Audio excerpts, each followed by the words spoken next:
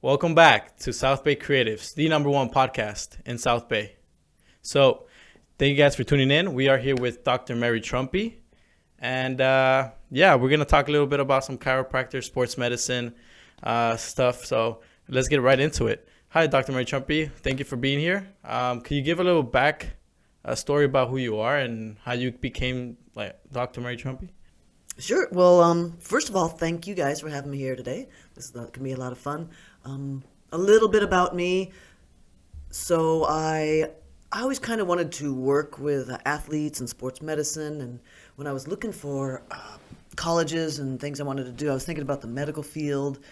And then I just kind of lateralized. And one time I fell and I hurt my neck and I had a really bad pinched nerve that I couldn't figure out what it was, and I discovered chiropractic, and I discovered like the philosophy of if you move the bones off the nerves, you can take away the pinched nerve. And so I went to a chiropractor. She never did help my nerve, but I kind of went into that field. So I went to UCSD and got my bachelor's in neuroscience, then went to chiropractic college in LA, and there's which was great. Graduated I think about '01, something like that.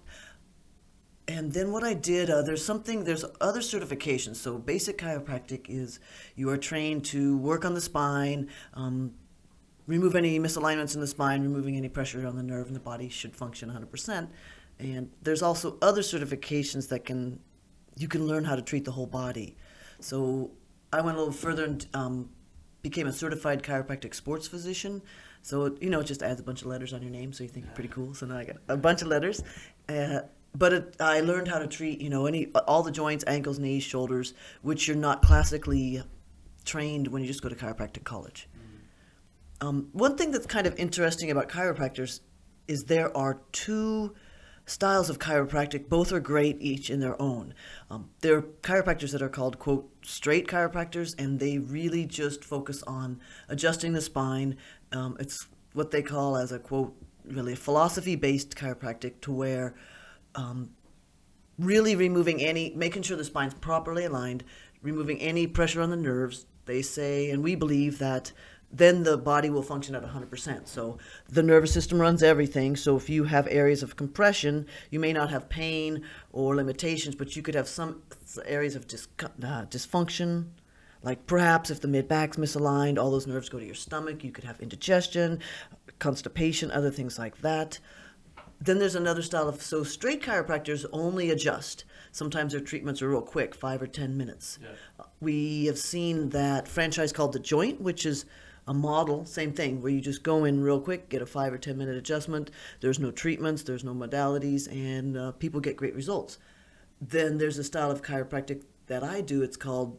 We're called, quote, mixers, to where we mix up all kinds of things. And that is more of my style. Neither is good or bad, but it allows me to do more modalities like the electric stimulation, ultrasound, anything modality-wise that can take inflammation out of joints, problems, injuries. I do a lot of rehabilitation.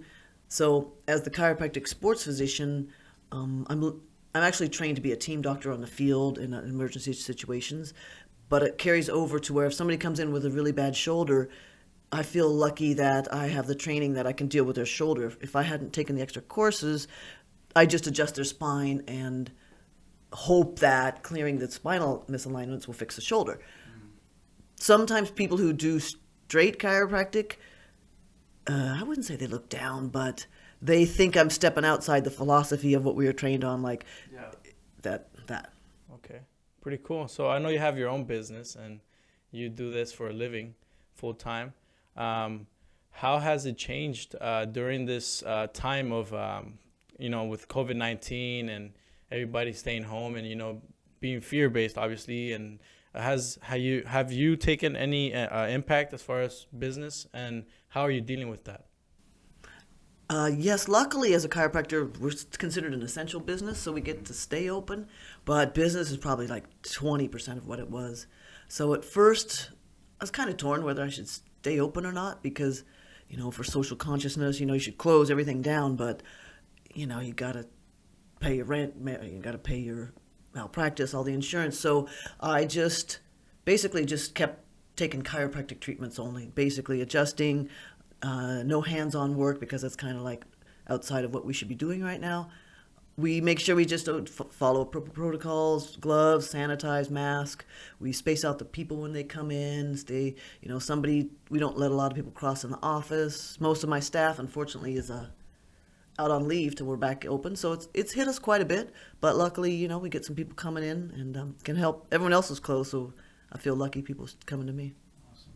And like, what advice or what can you like give out to those like business owners now that unfortunately have their business closed? Like, what will you like give them advice as far as, I just think about like most of the people in my world, we're all self-employed or independent contractors. A lot of people in the fitness world and health world, we have our own businesses. And sure, we're fear-based, but it's also reality that if you're not having any money coming in, you're not going to pay your bills. So it works for me. I don't know if it works for everybody, but sometimes this is a time when everything's quiet and your brains can be kind of quiet. And so sometimes if you just sit and let your brain work, it can come up with other ideas. Versus sometimes, you're in the day-to-day world. You're like, oh, I got to see this person, pay this bill. I got to drop off the laundry, blah, blah, blah.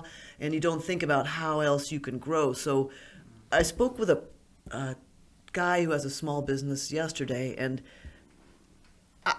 so if you're a person whose brain can work, and kind of like if you're an entrepreneur, you've probably gone through about the ups and downs, that when you sit and think, you're like, oh, this isn't working, and you're like, maybe this failed, and you go this way. Kind of let your brain sit. Like, it's okay to ruminate. It's okay to like, what do I do? It's okay if you go back and it's not the same. Yeah. And so, give yourself some time and think about if you have a skill or an idea that could maybe make you money right now. Like, think about it. Spend a little time. It's easy to sit at home and do nothing and feel bad about yourself and complain. But if you can maybe spend some time, write some stuff down, write your goals down. I was so sad to do a to-do list the other day, and there was nothing to do, right? So I'm sitting there, I'm like, okay, I'm making up something to write. And so when I go back, it's kind of interesting because a small business owner, he said, like right now, he said he feels like he's a small business owner again, just starting over. And I've been in the office pretty much alone for 3 weeks, and I felt very peaceful. It's been I feel very, and then the other day I had some staff come back in, and it like raised my anxiety up, and I couldn't understand why. I'm like, why do I feel anxious? It's kind of going back the way it was. And then I think I realized it's going back the way it was. And if sometimes what I realize is if I have a lot of staff and a lot of employees, I'm not dealing with patients one-on-one. I'm in the office doing payroll, checking the schedule, making sure this is that. And sometimes I check in with the patients and they go back and get PT or whatever, and I'm not communicating and connecting. So what I notice with the people coming in now, it really is, it's me answering the phone. It's me scheduling like I did, 20 years ago. So and I've been able to get the numbers back up. And then I saw someone else doing the front desk yesterday, and it was a weird feeling of conflict. Like, I was just doing that. I know I'm better than you, which is not true. But so I just tell people, it's okay to like come back with a different idea. It's okay if you don't have to go in the same way. And you're like, oh, it's never going to be the same. Well, it's never going to be the same. So accept it, move forward, and like go back and maybe learn a little something from it. Yeah. Well, you say you learned yourself, like as far as like we're taking a step back from all this, like from our daily lives, which was, like you said, and you're starting to notice these little details, and then like what you're really like passionate for, and it just like brings you back to how you said like 20 years ago. And I'm pretty sure like a lot of people are feeling the same way. Like I myself do the same. And I think, I don't know about you, but I personally think this is like the best thing that could have happened, because many people were doing something they weren't happy doing. And now that they set themselves away from all that, they kind of feel better, or they're like less anxious, because as far as like they know they don't have to go where they don't want to be. So now they could think about what they want to do after all this. And a lot of people are going to go back into their own ways, like the same thing, which sucks. But the people that do understand that this time is like for you to think and try to see what you can do to get yourself to the next level and go towards the being happy over making money in the short term. I think that's something cool that this quarantine is going on. Like, that's just what I wanted to say. But yeah, that's pretty cool that you're feeling the same way about that. Yeah. Because there's been times in the last year, and I love my job and I love my patients, but there's been times, no disrespect to anybody, when they're on my table and they're face down and they're just complaining and they're not even talking about their body and they're just face down and they're just complaining about their life, and I'm holding my head thinking, I hate this so much right now. And I'm like, I don't really care about your fight this morning. I don't care. Like, right in the middle, just so I just felt like sometimes I became like a therapist to my patients' problems, and they can't even get to their physical problems because they just come in and they're venting. And so I've just had like this low grade, like, I don't like my job anymore. And I even tell my friends, I'm not into this. And so interesting, in the last few weeks with no one around, just me doing it, I haven't felt that way at all. So I don't know if it's because... I think that's a good insight. If you think about that, like, that's pretty, like, if people that come into your office and complain and you don't like that, then why have them, or like, why put yourself through that? I know you got to make ends meet, but if you're not happy, what's the point? I know, because I was working on people, and I don't mind doing body work, and I did massage all through chiropractic college and college to pay for bills, but I'm not a massage therapist. So this girl the other day, she's like, can you just rub my feet for 10 minutes? And I'm like, of course I don't want to rub your feet for 10 minutes, but I'm over there and I'm rubbing her feet for 10 minutes. And I'm in my head thinking, I'm making like $75 and I'm rubbing your feet. And I'm like, this is nasty. And she's like, there's a little pad, the sticky pad. You can just peel that off my foot. And I'm like, you want me to peel the sticky pad off your foot, then it's going to have sticky stuff, and then you want me to rub your feet. And you're going to complain that you have to pay a copay of $25. So that's just my first session. And so I also wanted to get into, like, as far as, I know there's probably people with anxiety or just, like, don't know what to do when they're at home. They're, like, probably watching a lot of TV, being on the phone a lot, just, not being active as it should be. What advice would you give to them as far as, like, what should they be doing to like, free their mind and, like, just do other things? What do you think about that? Like, what do you think some stuff that they can do? I think that I'm luckily have a little bit of a schedule, but I think it's always good for people to know what day it is.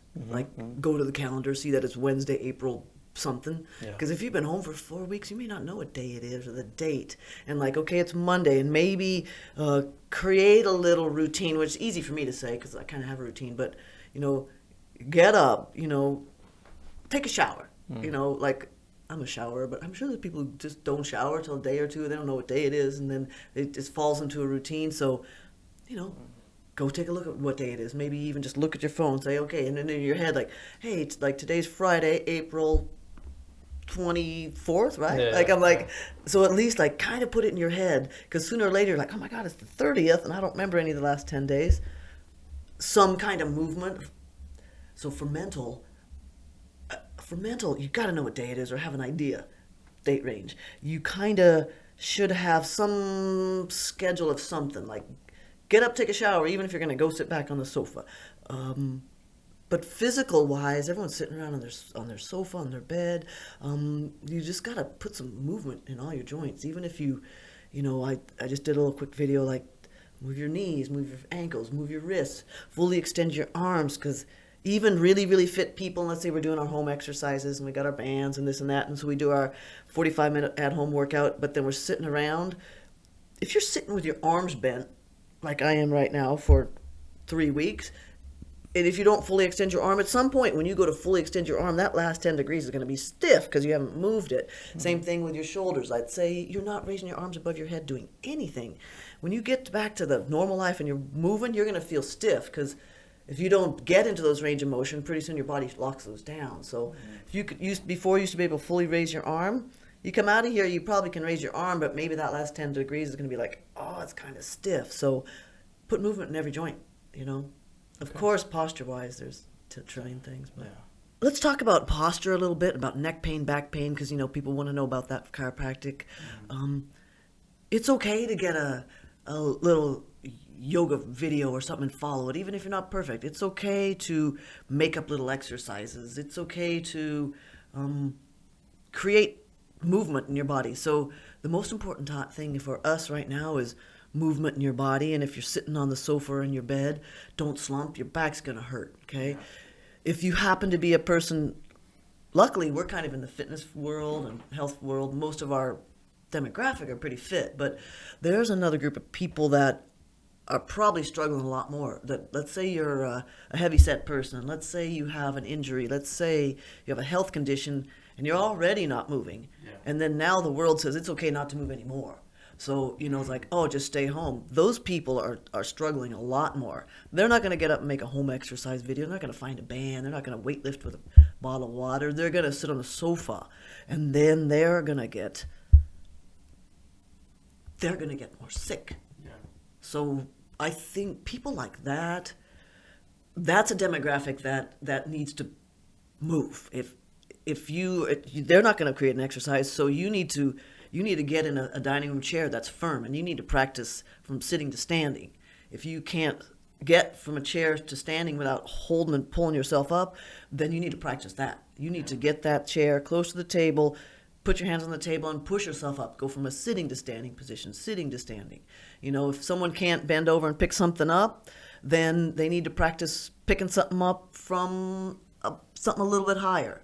So if you're really, if you're an unhealthy person, right now movement's more important. So if, let's say, you're wheelchair bound and you really are sedentary, then you got to move your arms, anything. If you can't really, if you could do a little press yourself up using your arms. So unhealthy people it's put more on them to help themselves, because they're going to be danger to themselves health-wise. Yeah.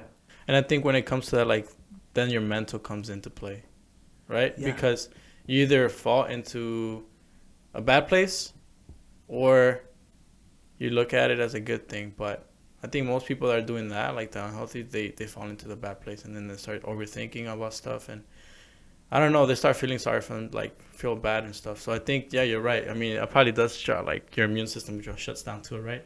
As far as how powerful your mindset is, if you feel bad and you don't feel good, you're not gonna act or look. And so, yeah. Gosh, it's so true. There's there's your nervous system. There's a fight or flight nervous system, or there's a rest and digest nervous system. It's all one nervous system, but there's two parts. So rest and digest, that's meant for rest and digest, and that's your parasympathetic. And with that, respiration slows down, heart rate slows down, digestion is good, and you're chilling. That's rest and digest. Okay, we got that. Mm-hmm. Fight or flight is the opposite. That's when you are, it comes back from caveman days to where your body was like, hey, here comes, that tiger, he's going to eat me. I better be ready to run away. And if you're rest and digest, and you're not going to get up and run, but when your body goes into fight or flight, people are like, it's a sympathetic nervous response. That's when your brain's pumping out epinephrine. It's all the hormones that make you ready to fight or flight, which is heart rate increases, pupils dilate, respiration increases, digestion shuts down. So all these things get you ready. Your muscles are always kind of tight. You're ready to run away. But you can be in a fight or flight system for hours and hours and days, and what that does, it gives you adrenal fatigue. So adrenals pump out all the hormones. I may not have all the correct terminology, but if the adrenals are like boom, boom, oh my God, I'm so stressed out, oh my God, I can't work, I can't pay my bills, and then it's a bad cycle, and then you go into adrenal fatigue, which then sets you off into the opposite. Then everything slows down because your body's like, I can't spit out any more hormones, you've used them all. And so then you almost become tired and fatigued in your brain, you have a brain fog, and so then it's a bad cycle. So people like that there's the breathing techniques people are doing. Yeah. If you can even just sit for 2 to 3 minutes, let's get real, let's just sit for 30 seconds and maybe think about nothing, do some breathing. Even if you can slow that nervous system down and slow your body down, 1 minute, start 30 seconds, because we think we're going to meditate for 5 and we're going to sit for 30 and just be tired. So if you can make yourself sit, breathe, think about your breath, 30 seconds, maybe a minute, a couple times a day, just even start once. Yeah. That can shut that nervous system down. It can stop that fight or flight response, which makes us more anxious, more tired, more depressed, and then you can't think about anything. So slow it down a little bit, even a little bit, then it goes into rest and digestion. Your brain can calm down and be like, I think I can make it through this. Isn't that crazy? Yeah, it's pretty insane. And it's all people talk about making stories up in their head, and it took me a while when I was younger to realize that that's what's happening. Like, it's not real. Like, you have all these stories of what someone said, what they're going to do, what they think of you, and then you create this whole entire story when really that person's not thinking about you. They're just sitting home chilling. Or even the same thing, you have a whole story of what's going to happen to your business or you, and you just keep going down this rabbit hole of like, oh, then this is going to happen, this is going to happen, this is going to happen, I'm going to lose everything.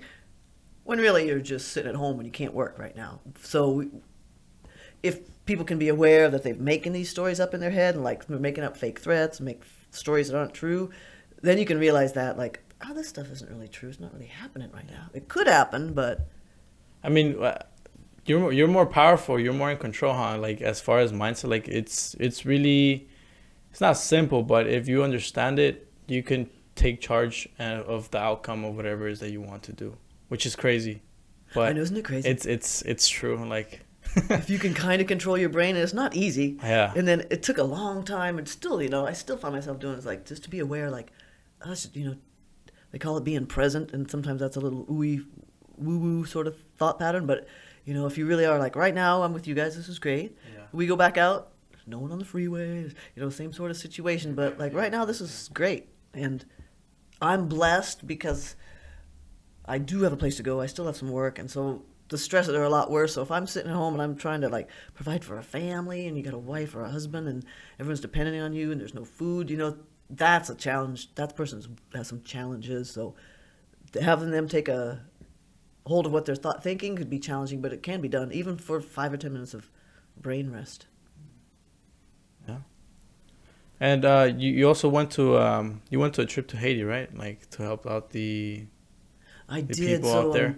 Yeah, I've worked with this group called Chiro Mission for a few years, and they are a nonprofit organization that works around the world. Like, they bring chiropractic to people in low areas, low socioeconomic positions. But with it, they, they build, orphanages. They bring food, medical supplies. So I did a couple trips to the Dominican, and that was pretty awesome. As far as the poverty level there was amazing, just how people live, and like, they're living in a wood hut or a barely put together with sheets of metal and wood and no ceiling, and it's hot as hell.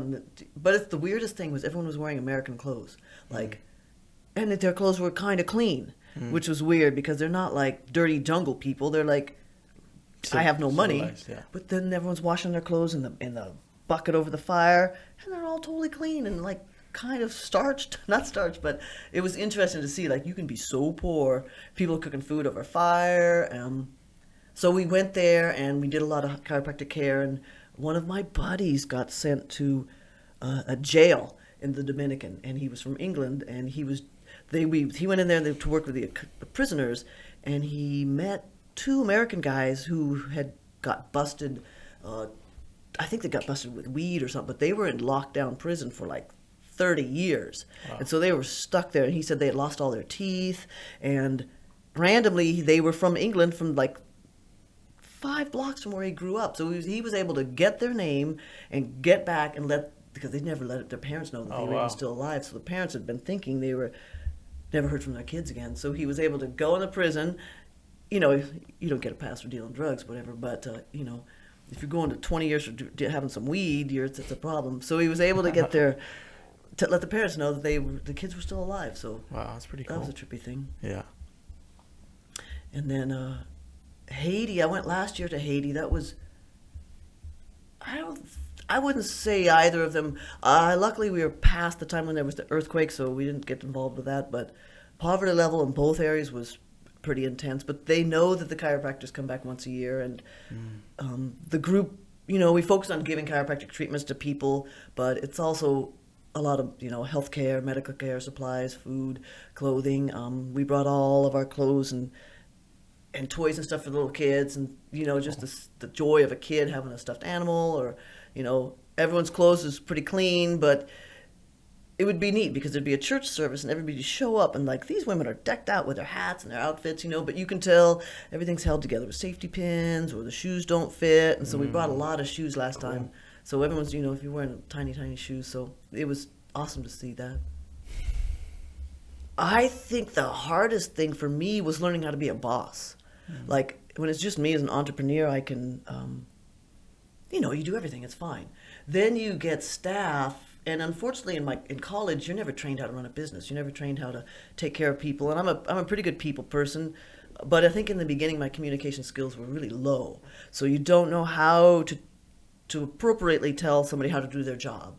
So instead of direct communication, I would probably be a little passive aggressive and just stomp around instead of just saying, "Stop doing that. That's lame. Stop being late." Right. So instead of just really, so I think as I grew and grew, it took a while to be a boss to employees because, back, and I'm in an insurance-based practice, which is great, because you get a lot of people coming in, and before it paid a lot. Now it's much less, but there was a time when I had like 15 employees and we had 4,000 square feet and had a big gym space, and with that I was really disconnected from patient care. It was just staff and who's late and what clothes are you wearing and why are you this and not doing the notes and just little tiny things that learning how to be a better boss and communicate was key. So me myself, I could do it alone. You get other people around with a million personalities, that's was a challenging thing. So the business wise, you just put in the grind. I sat at all the corner stores doing health fairs in my little spine outside of Whole Foods and going to the old people's home and doing that to build up the business. So now I don't have to do that, but I think learning how to be a boss was the hardest thing. So I think I'm better now, just direct communication and realizing that sometimes people need a leader. I think sometimes I want us all to be like happy family, but I think sometimes there's a reason there's a general in the army or whatever it is, and then there's the soldiers that do it. So I think it took me a while to realize that it's okay to be their leader, and it's okay that they look at me for the answers. And I've had staff working with me for 10, 15 years that still now say, whatever you want me to do, I'll do. And I'm pretty lucky to have that. And then there's other staff that'll just want to think that we're even because we work together so long. So it's a weird little power thing. Now I probably have 6 or 7, and some are part-time, some are full-time. Nice. And so during this, and then it's interesting, I had a staff member, but he's been here for 8 years, and he's great, but he's just gotten so lazy. And we all know him, so he knows he's lazy. So he didn't want to work during this time, and so I call him up. I'm like, "What do you do?" He's like, "I'm just relaxing." I'm like, "Just like you do at work, right?" So it's allowed, I'd never fire him, and he'd never leave. I keep saying last year, I'm like, "Get another job, man. You're so lazy." He's like, I'm like, "Get another job." So he's like, "I'm looking." And then so now it's I couldn't fire him, and he didn't want to leave. So this is kind of a blessing. So some people, that's a struggle for me because I'm so old school that I've done all the computerized programs, and that's great. And then you train your staff, which is challenging, and then some of the staff leaves, and you got to rechange it. And then if you get all the computerized scheduling, electronic records and all that, then everyone has to be trained in it, and then I have to train them, and then I have to get trained. So I'm slowly moving forward into that, really working with the changes with social media are amazing. The money I used to have to spend on advertising, all the things I used to do myself, brochures, flyers, all of that, the website. How much was that? I've never done any of that, but I know it was pretty pricey, right? It was so out of control. And then you'd end up making your own brochures, and they're all tacky, right? And but you do that. But it was, it was thousands, just thousands and thousands. And so now it's all, just... It's really underpriced now, especially with the social media. Oh, it's so great. And you can just reach a whole bunch of people. Yeah. And luckily, I can reach a lot of people with some of the things that's happened for me. So it's pretty awesome. Yeah. So it used to be old school. Now you're seeing digital opportunities. What are you doing right now as far as putting yourself out there to get more awareness? I think last year one of my patients said, just start posting those videos, just because we always see, this chiropractor's everyone's watching him, going to him. And then, so I've got this guy who's helping me right now run my social media and just really using a lot of the information and video footage just to put it out there so people can see what I'm doing, so that they know I'm doing something just besides chiropractic. You got a bad shoulder, I can help you with your shoulder. You got a bad knee, I can help you. Yeah. And if I don't know, I got a ton of orthos, I got all the MRI places I can hook you up with. And so just knowing that with all the technology that's out there, just you taking advantage of it, letting people know visually and audio wise, like what's out there, that chiropractors aren't just bone crackers. There's people who are really fearful. Luckily, I have people that come in and they are like, I don't really like chiropractors and don't touch my neck, which I accept, like, okay, fine.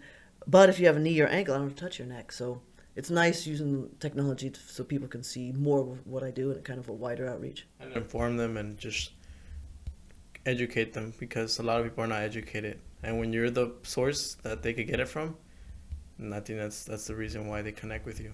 And you start building brand equity there. So, yeah. It's pretty fascinating. Like, I feel happy that I've met you to help me out so much. And, like, just knowing, like, I know you need to do it, but how do you do it? So, so it's pretty neat to, like, oh, this works out here. So, a really unhealthy demographic, unhealthy people who don't want to get well are not really my demographic, because they like to have their injuries.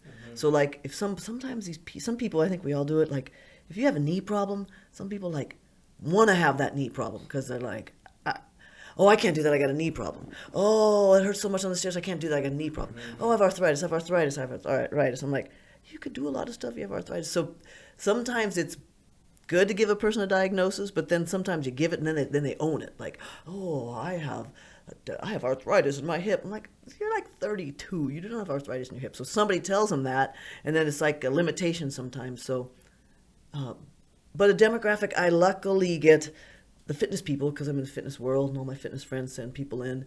But my biggest desire is to have people that have an issue that want to get better. Like, I have a handful of people who they want to come in and get some feel-good stuff and complain. I think that kind of brings me back. Like, they're like, oh, my neck hurts, I'm a 10, but I had to go running this morning. And I'm like, you didn't have to go running. Oh, it's my salvation. I had to do deadlifts. I have to do deadlifts on my back, and I have sciatic hurts every time. And that's not my demographic anymore. So these people, I want to just tell them, you need to stop talking and leave. But you can't. But but that's true. Like, you don't want to do that. So, yeah. Oh, my God, the people, you know how we are. It's like, even if you have to work out, I'm not going to tell you not to work out, but if you're limping in, I just had to run. Did you limp the whole time with your bad? I limped the whole time, but, I had to get my run in. I'm thinking, that's not going to work. Yeah. So as long as if they have a problem, they want to get better, that's great. But if it's just... It's like being coachable. You want people that are coachable, the people that would understand what you're trying to do so you can help them out, and they're willing to follow what you say because that's the right thing to do. Instead of them, oh, I'm here because of this hurts, and then they go back doing it the same ways, and it's just not going to be helpful. Therefore, like, you're just wasting your time. That is so true. And then just come back the next week, same thing. Oh, I have to, especially when I know exercise is serious to everybody, but if it's life or death to you and you're not going to listen to me and keep going through I had to run, I had to do this, but your pain's at a 9, you can't sleep, you can't walk, but I have to exercise. You got to, like, prioritize a little bit. I think that's a wrap then. Let's just end it up. Let's say, well, thank you, Mary Trumpi, for being here. Thank you for sharing some of your information, some of your knowledge, some of your background, and yeah. Thank you so much for having me, and good luck, and I appreciate you guys.